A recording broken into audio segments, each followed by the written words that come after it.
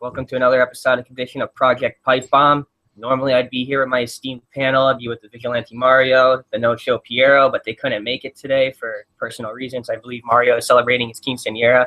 I'm joined today with my good buddy Brickwall. How's it going, man? It's going good. It's great to be on the show with you, and let's just talk about what we got to talk about. Right. Unfortunately, you guys know what you're watching. You can read the title for yourself. Brought here under some pretty tragic circumstances. We're here to mourn the passing of Mexican star Hijo del Perro. Died at the age of 35 earlier today. A lot of speculation surrounding his death in general. A lot of people are blaming Rey Mysterio. I believe that's not the case. We're going to hit a couple points of interest, try to keep it a short video, short, sweet, and to the point. But just a little, backstory on him. He started his career at the age of 15. He won the King of Kings tournament in AAA in 2012. PWI ranked him number 8 of the 500 best wrestlers in the world in 2007. His father being, the legendary Perro Aguayo, him following with the same name, Perro Aguayo Jr. And it's very unfortunate. I just got home from work about maybe 2 hours ago, not even. I'm still trying to absorb all the information. Me personally, I didn't want to watch the video. I watched some parts of it. A little graphic to me, in my opinion. I know, Billy, you did see the video. You don't think it was Mysterio's fault.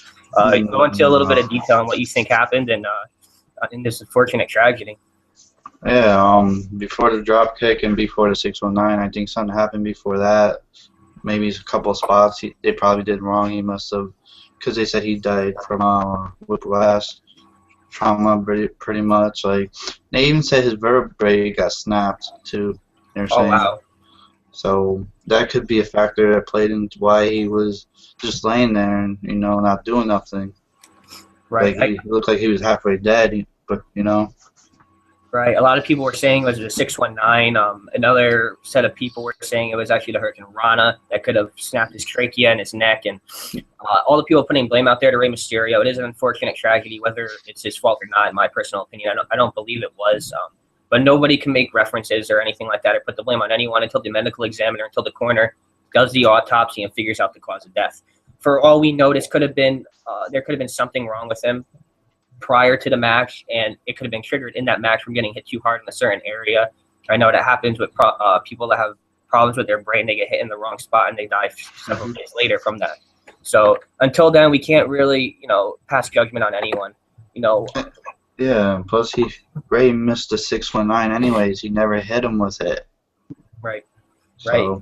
One point of emphasis I want to go into detail about that really bothered me and offended me from the part of the video that I did watch was the response time. And once he dropped, how they handled it. They pretty much let him sit on the ropes. They were literally working the match around him. One guy, can't remember who it was, flew over the top rope over him, plonked it to the outside. Then there was a 619 around him. And in my opinion, very disrespectful. You could tell the guy dropped and it was serious. He wasn't selling a move. He wasn't doing anything of that caliber.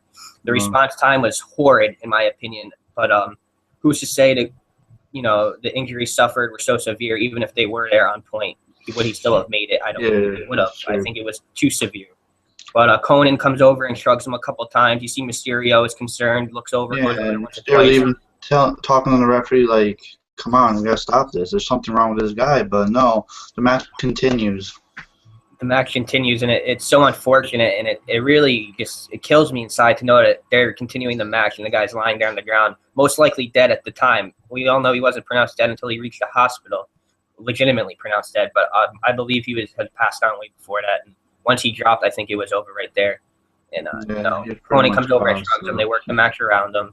A lot of those things really bothered me, and I don't believe that's how it should have been done. I believe the match should have been stopped immediately. And when someone drops like that, it's serious. It's not just an injury. Yeah, if this happened today, this shit would have been stopped. When they saw it happen, match would have been done. Right, and the professional ability WWE has with their medical department and their doctors and the ringside physicians and just the litany of care they have for those superstars out there performing is second to none. Just like the NFL has their concussion systems, everything like that is top notch. They're top tier for any company in the world. And even if, say, this situation did happen in WWE, hypothetically, I believe even if they got to him right away, I believe he died instantly on impact. Yeah, I know. I really do. Yeah. But that's not for me to say. That's just my personal opinion. We'll find out the cause of death in the next coming days from the medical examiner when the coroner does the autopsy. Any last thoughts on the response time or anything like that before we jump into the next point of emphasis? No, that they just should have responded faster than they should have. Right. Pretty It is much. unfortunate. It's fucked up, and you can only do so much. But Like they say, shit happens in professional wrestling. You put your body on the line, and anything can happen any night. blood, sweat, and tears, sacrifice, and courage. That guy was a poster boy for that. And a lot of fans watching this now might not have known. The majority of you watching it now are because it's related to Rey Mysterio Jr. But I was a fan of him. I was a big fan of him, honestly. And he was very talented, been working since he was 15 years old. Predominantly known in CMLL and AAA. For those of you who don't know, CMLL is actually the longest promotion in the world. They've been open longer than any other promotion, WWE, Japan, anything. So it just goes to speak of the caliber of this guy's talent and his contribution to pro wrestling in general, and his accommodations and his accolades and his work speaks for itself. I'm sure if you look online, you'll be able to find a match. And he was one of the best wrestlers in the world. I seen him work a couple matches. He's good. He was good, and it's so unfortunate. But we're going to jump into the next thing and hit the next bulletin point on the list on our way down. And a lot of people believe Rey Mysterio, we all know he's going to be taking it hard. He has to live with that for the rest of his life. Whether he did kill him or not, it was an accident. And he does have to have that burden on his head for the rest of his life. And what do you think? You think Mysterio is going to continue to wrestle? I don't see him continuing to wrestle. And a lot of other fans brought up the point that the notion that he might still wrestle, but he might not use the 619 anymore, similar to the AJ Styles situation with the Styles Clash when he broke Lionheart's neck, when he broke Yoshitatsu's neck, and sort of around those angles. What do you think? You think he's going to quit wrestling? You think he's going to stop the 619? What's your opinion? I think he's still going to wrestle. He's going to continue to wrestle. I don't think he's going to care what people think. He knows what he did, but he probably going to still use 619, maybe go back to the old style like he used to do in WCW. Before he started, him in the face, he used to do the Hurricane Rana one, maybe, or even have him lay down and do the springboard leg drop. There you go. Right, and I remember when he was in WWE, even as wrestling fans, when he would hit the 619 and follow it up with the West Coast pop back in his earlier days. I remember I would see the 619 even as a younger guy, being 22 now myself, but even younger then, probably 16. I would see the 619 and I go, well, that's not a dangerous move. I don't really see anyone ever getting hurt with that move because, he swings around, you throw your hands up, you get kicked in your forearms, and that's about it. Yeah. And it hit me today when I read about it. I'm like, holy crap, how? It really just bugs me to this point. But like the Styles Clash, I don't know technically if it should be banned. It's just an unfortunate tragedy. I honestly, I don't know if Rey Mysterio is going to wrestle, but I can tell you for a fact that he won't be taking any bookings for the next couple weeks or months following the tragedy earlier this morning in AAA. I don't see him taking any extra bookings, but not as of right now. Probably a couple later on. Maybe next month later on. Right, and a lot of people are. There could have been other problems, in the match. Of course, we all know they're all well-respected talents, and they all respect each other. And they're there to put on a performance. And earlier this morning, the news broke, and now we somewhat have to deal with it. I know. Big Hardcore also passed away. Cincinnati Red was one of the former trainers for Samoa Joe, and he was a great performer in his own right. And the Perro Aguayo's tragedy is kind of overshadowing that, and it's kind of tucked under the blanket. But while we're on air now, I want to say, rest in peace to Big Hardcore Cincinnati Red, and great performer. And thank you for bringing so many great talents like Samoa Joe to the business. We really appreciate it, and your work will live on forever in the hearts of the fans. Yeah. And anything else you want to go over? Anything you want to stress about the tragedy? Whether you think Mysterio is going to wrestle, you think it's his fault, the response time? Because we all know in AAA, it's not as top notch as WWE or American promotions in general. But I really thought the response time and the lack of care for him when he did drop was just absurd. It really is. That's like the main point of emphasis I want to stress on. And even though we probably still wouldn't have made it, he sat there for a good 2-3 minutes before anyone even recognized it. And Conan comes up, shrugs him, and walks away. Get in the fucking ring and stop the match, you asshole. You knew something's wrong. Yeah, because I know Conan is one of the head guys there. He's one of the probably, helps out. He probably could have stopped it. Right.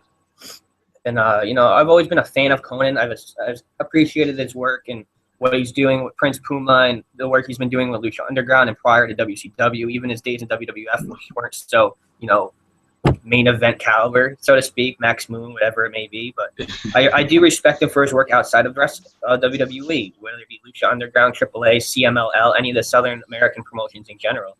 But I think a little bit falls onto him for not stopping the match. And to me, the only person that looked concerned out there was Rey Mysterio. Mm-hmm. He kept double taking. He kept looking over. And that shows you something. That shows you Conan's a fucking piece of shit. Doesn't care about no one but himself. I know, and even the crowd was sitting there in awe, and they weren't saying anything. They were quiet as hell. We're seeing front flip plancas over the top ropes and 619s, and they're not saying anything. They knew something was wrong with that guy. And even as a fan in the crowd, I would have been yelling, check on him. Like, what the fuck? Yeah, what he's doing. Oh, he's fine. I'll just walk away. I'm a fucking piece of shit. I know. Like, if you go back to the Owen Hart tragedy, back over the edge, you know, the second he hit, the whole medical staff was out there. I believe Mick Foley was everybody was out there. They just fucking ran out there and all checked on him and shit. Shit crazy. And I remember them saying that Owen Hart died on impact, but Mick Foley was the first one on the scene. He recalls Owen trying to stand up and falling back down. And I've never seen the video myself, so I can't personally say. I have. The video's crazy. He actually impacted he hit the poles. His head hit that, and it just. Right, he fell into the corner of the ring, hit his head on the floor at the turnbuckle. Yeah. Yep. And that was it for him. Yeah, Mick Foley was the first on scene. He said he did see Owen try to stand up, and then he collapsed again. And Mick Foley he did. He did try to stand up, and then he just collapsed. Yeah, Mick Foley has no reason to lie. Probably one of the most honest people to come through the business in history, in my opinion. Such a humble worker, and it's just a shame how we have to lose some of the best talents. And it really is a tragedy. I can't stress that enough, and it is unfortunate. And I wish we were brought here under other circumstances today, but we're here to mourn the loss of Perro Aguayo. Yeah, and this proves pro wrestling is not fake. No, accidents can and they will happen. Whatever can go wrong will go wrong. Yeah. You know, just like that. We pretty much stressed in everything I wanted to go over. Rest in peace as well to, you know, Big Hardcore Cincinnati Red, who trained Samoa Joe and brought many top talents to the business. We thank both of you for your blood, your sweat, your tears. We thank you for your courage, your sacrifice for the business, and you couldn't have done anything more. Both well-respected talents in their own rights, known internationally. So thank you very much. Billy, anything you want to say before we head out? No, just it's a sad tragedy and sucks that it happened. I don't know. That's pretty much it. It is. All right, guys, we're going to head out. A little bit of a sad story today on Project Pipe Bomb, but I wanted to break the news to you guys, give us our take and opinion with me and my buddy Brick Wall. Once again, rest in peace, El Hijo del Perro Aguayo, and rest in peace, Big Hardcore Cincinnati Red. You're in our thoughts, you're in our prayers, and we respect you for everything you did for this business. Thank you, and have a good day. For Project Pipe Bomb, I'm Paul Gazer, the Arabian Wolf. Thank you for watching. Leave your comments in the section below.